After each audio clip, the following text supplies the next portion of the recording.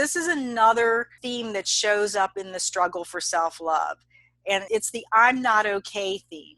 If we feel okay, we're going to be okay within ourselves, then we're going to be less likely to want to have the mind jump in and control the direction of where we go and control how we bring love into our lives. So if you have an undefined G center, some of the themes that you may experience around this energy of I'm not okay, or this feeling of I'm not okay, is I'm not okay because I can't hold on to love. And you're not designed to hold on to love. You're designed to experience it when it fills you up, and to let it go when it's time for it to leave. And that can be really disconcerting if you're like in a love relationship and that person leaves the room even. Sometimes there's this whole thing where you want to hold on to it. You want it to last a little longer because you feel it even more deeply than the person who's giving it to you. So I'm not okay because I can't hold on to love. I'm not okay because I can't stick with one direction. How many times open G people, undefined G people, have you had people express their frustration with you because you keep changing direction? And you're designed to change direction.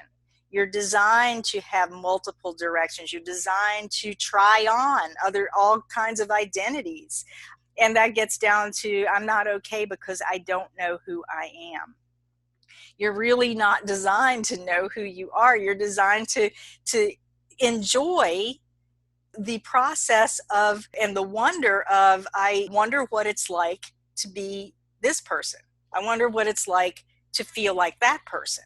When you shut yourself down and you judge yourself because that feeling of love you just can't seem to keep it in your life, or you just can't seem to stay in one direction or to go in one direction, or you just can't seem to figure out who you are, then you're really kind of shutting down the essence of who you are, and you're not accepting the true potential of that undefined G center.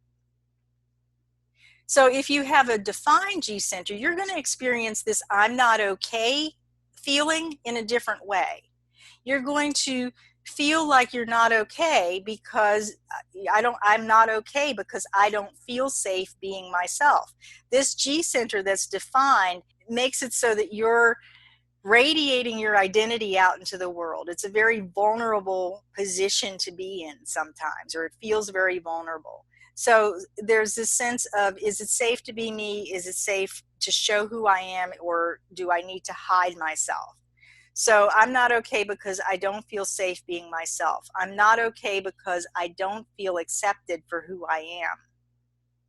And especially if you have these center gates, which are very individual, the 1 and the 2, or the 10, or the 25, really.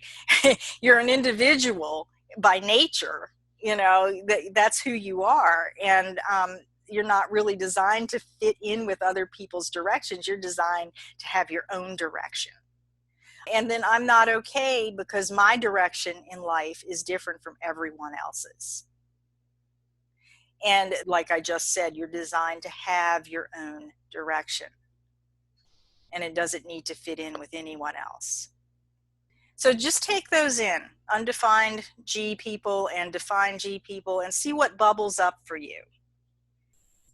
Now, here's some common behaviors in the struggle for self-love. So just let these bubble up and inform you, okay? If you have an undefined G center, you may find that you chase after love to get love from other people.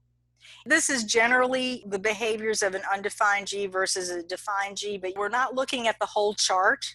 So if you have a defined G and something in the undefined G category resonates with you, just recognize that that's an aspect that you're experiencing, and it may have something to do with other aspects of your chart.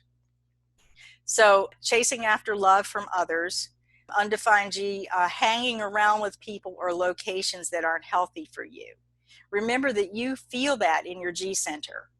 You feel what feels good to you in your G center. So pay attention to that. If you have a defined G center, you may shut yourself down. or try to hide your true self. Or you may avoid criticism by compromising yourself. There's another one in here too where you may compromise your, I think I have that in another slide, but as I'm thinking of it, you may compromise what's best for you in order to have love in your life. And then there's the general conditioning of the self-judgment around all of these themes and all of these experiences.